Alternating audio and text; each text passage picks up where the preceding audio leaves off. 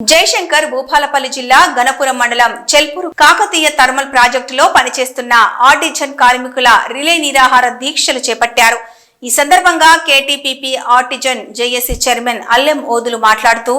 గత బీఆర్ఎస్ ప్రభుత్వం కార్మికులను పర్మనెంట్ చేస్తారని చెప్పిందని, కాకతీయ థర్మల్ పవర్ ప్లాంట్ లో సుమారుగా 860 మంది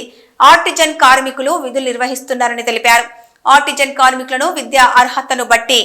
కన్వర్షన్ ఇవ్వాలని డిమాండ్ చేస్తున్నామన్నారు। రాష్ట్రంలో 23,000 మంది ఆర్టిజన్ కార్మికులం, 23,000 మందికి రెగ్యులరైజ్ చేసినామని చెప్పి గత టీఆర్ఎస్ ప్రభుత్వము మా విషయంలో ప్రకటించి తెల్లవారేసరికే ఆల్రెడీ రెగ్యులరైజ్ చేసామని చెప్పారు తప్ప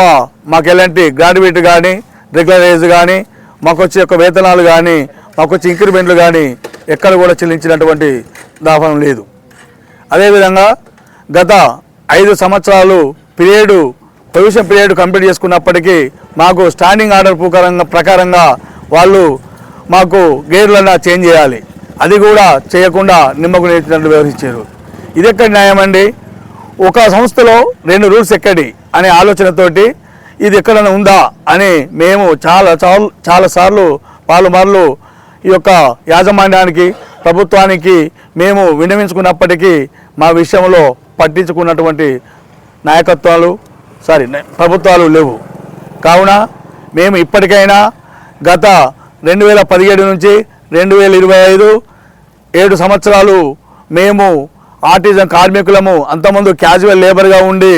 తర్వాత ఈ 7 సంవత్సరాలు కూడా మేము ఒక ఆర్టిజన్ కార్మికునిగా మాకు ఒక కొత్త పేరు తీసుకొచ్చి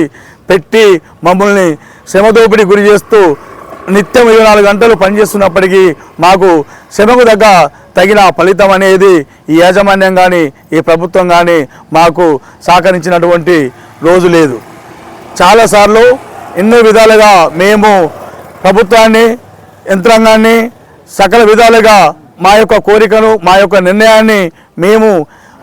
ఒక కమిటీగా, ఒక జేఏసీగా ఇటీవల 5 నెలల వ్యవధిలో ఏర్పాటు చేసుకొని మా యొక్క సమస్యలపై ఎస్పీడీఎస్ఎల్ సీఎండీ గారికి, ఎంపీడీఎస్ఎల్ సీఎండీ గారికి, ట్రాన్స్కో సీఎండీ గారికి, జెన్కో సీఎండీ గారికి, ఇందిరా పార్కు ఎమ్మెల్యేలకు, మినిస్టర్లకు, విద్యుత్ శాఖ మంత్రి గారికి, అందరికీ రాష్ట్రంలో ఉన్నటువంటి 294 మంది ఎమ్మెల్యేలందరికీ కూడా మేము వినతి పత్రాలు ఇచ్చి మా యొక్క పరిస్థితులు, మా యొక్క జీవన విధానాలు, మేము పనిచేస్తున్నటువంటి ఒక కష్టము, దాని విషయంలో ఇది ప్రజాపాలన ప్రభుత్వం మమ్మల్ని, మా యొక్క ఆర్టిజన్ కార్మికులని, ఎందుకంటే గత ప్రభుత్వమే నమ్మించి మోసం చేసింది, ఇది ప్రజాపాలన ప్రభుత్వం కాంగ్రెస్ అని ఎందుకంటున్నాం అంటే, వీళ్ళు మా రాష్ట్రము, మా కాంగ్రెస్ ప్రభుత్వం అధికారంలోకి వచ్చినట్లయితే మేము ఖచ్చితంగా ఈ ఆర్టిజన్ కార్మికులకు రెగ్యులర్ చేసి వాళ్ళకి రావాల్సినటువంటి యొక్క గ్రాడ్యుయేట్ కానీ ఏదైనా కూడా విద్యుత్ సంస్థలో ఒకటే రూల్ను ప్రవేశపెట్టి అందరికీ సహకరిస్తాం, ఖచ్చితంగా రెగ్యులర్ చేస్తామని చెప్పి వారు బట్టి విక్రమార్క గారు కానీ,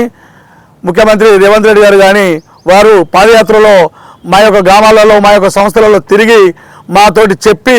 వాగ్దానాలు చేశారు। ఆ వాగ్దానాన్నే నిలబెట్టుకొని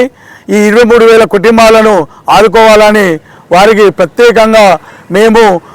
శాంతియుతంగా మొరపెట్టుకుంటున్నాం। ఈ నిన్నటి నుండి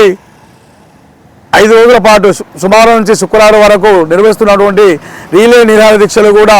మా యొక్క గోడును, మా యొక్క బాధను, విధులకు ఆటంకం కలిగించకుండా మేము శాంతియుతంగా మా యొక్క న్యాయమైనటువంటి డిమాండ్లను పరిష్కరించండి అని వేడుకుంటూ